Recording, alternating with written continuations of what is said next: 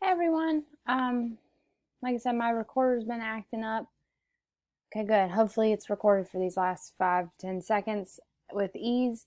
We're continuing looking at our story. We're looking at characterization as well as the internal conflict going on between with our narrator about his general embarrassment of his Sioux grandfather. Okay. Now, if you remember from our last page, Grandpa just fainted of heat exhaustion. As we go through this page, we'll probably have less annotations than the one before. There are a couple of things that I wanted to point out to you, which will go with with some of the stuff that it will mention up here that has to go with setting. But other than that, I think it should be a very quick read through. You're not really sick, he said. This is Dad talking to Grandpa. He said as he gently pushed Grandpa back against the pillow. The doctor said you just got too tired and hot after a long trip. Grandpa relaxed, and between sips of soup, he told us of his journey. So you can see Grandpa was mad that they called the doctor, and he doesn't like to be babied. So that just reinforces our whole thing that he is very prideful. Grandpa relaxed in between sips, told us that soon after our visit to him, Grandpa decided that he would like to see where his only living descendants lived and what their home was like. Besides, he admitted sleepishly that he was lonesome after we left. So this is one of those things where we get a little bit of direct characterization here, but we're also learning something about him. Grandpa, not only is he lonely, but he's also someone who is curious and brave, because as old as he is, what he did was not necessarily good for his health. Everybody felt as guilty as I did, especially Mom. She was all Grandpa had left. So even when she married Dad, who was a white man who teaches in the college in our city, and after Cheryl and I were born, Mom made sure that every summer we spent with Grandpa. So you learn a little bit about Mom and the guilt that she feels about leaving her culture behind. I never thought that Grandpa would be lonely after our visits, and none of us noticed how old and weak he had become. But Grandpa knew, so he came to us. He had ridden the buses for 2 days, and when he arrived in the city, tired and stiff from sitting so long, he set out walking to find us. So we learn a lot about Grandpa here. He is a very determined man. Okay, he took a bus for 2.5 days, and then he walked.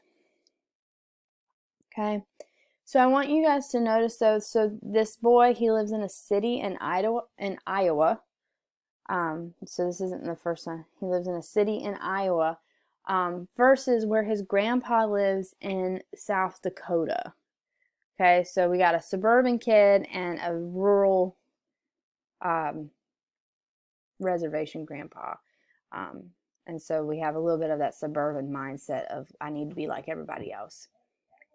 He had stopped to rest on the steps of some buildings downtown. The policeman found him. The cop, according to Grandpa, was a good man who took him to the bus stop and waited until the bus came and told the driver to let Grandpa out at Bellevue Drive. After Grandpa got off the bus, he started walking again, but he couldn't see the house numbers on the other side when he walked on the sidewalk, so when he walked in the middle of the street. That's all when the little kids and dogs followed him. I know everybody felt as bad as I did. Yet I was proud of the 86-year-old man.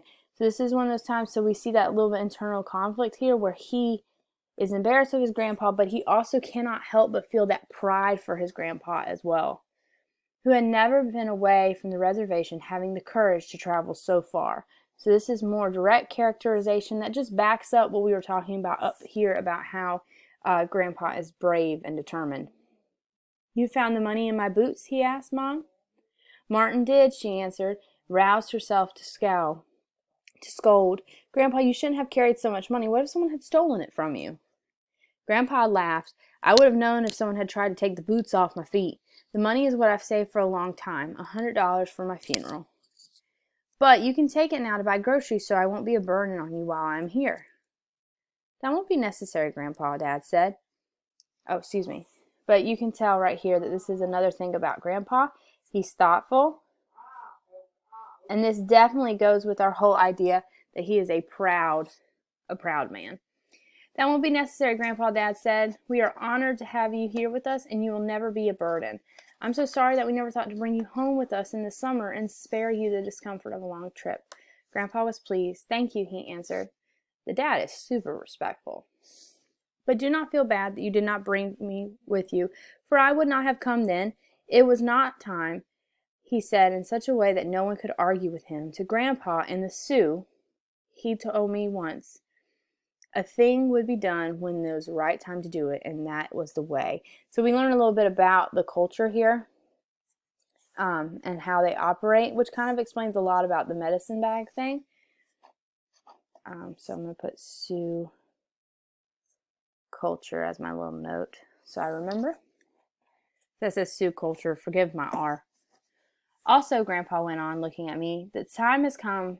I have come because it's soon for Tommy Martin to have the medicine bag."